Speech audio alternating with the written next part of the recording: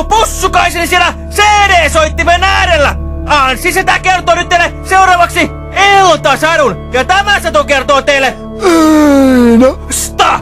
Elipä ja olipa kerran eläin ynnä ollen täysi idiootti, jonka nimi oli Sattuipa elänä rumana iltana niin, että heräsi nukuttua sitä ennen. Nukuttua sitkeästi ja sikeästi näki unen, jonka hän oli nähnyt katsottuaan ensin sen loppuun ja sen jälkeen herättyään unestaan. Unessa Olle ilmestyi Hyvä Pippeli. Hyvä Pippeli sanoi Olle, minä olen Hyvä Pippeli ja sinä saat nyt toivoa itsellesi 3 eri naista.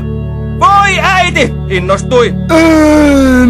Tämän jälkeen Hyvä Pippeli taikoi Olle tämän mäkättävän mutsinsa paikan päälle.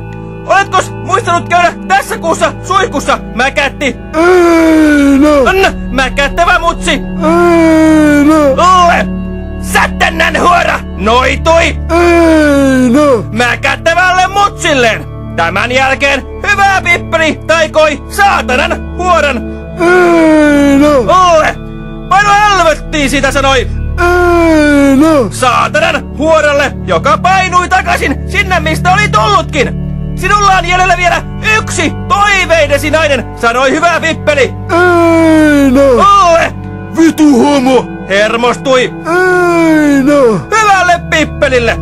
Koska lesbotkin luokitellaan virallisesti homoseksuaaleiksi, taikoi Hyvä Pippeli Olle viimeiseksi naiseksi naisen, joka on kiinnostunut ainoastaan muijista. Tämän jälkeen lesbo iski mäkättävän mutsin ja niin lesbo ja äiti elivät elämänsä riidellen suhteessa virallistamisen alkuun asti. Tämän pituinen tämä, valvokaa huonosti.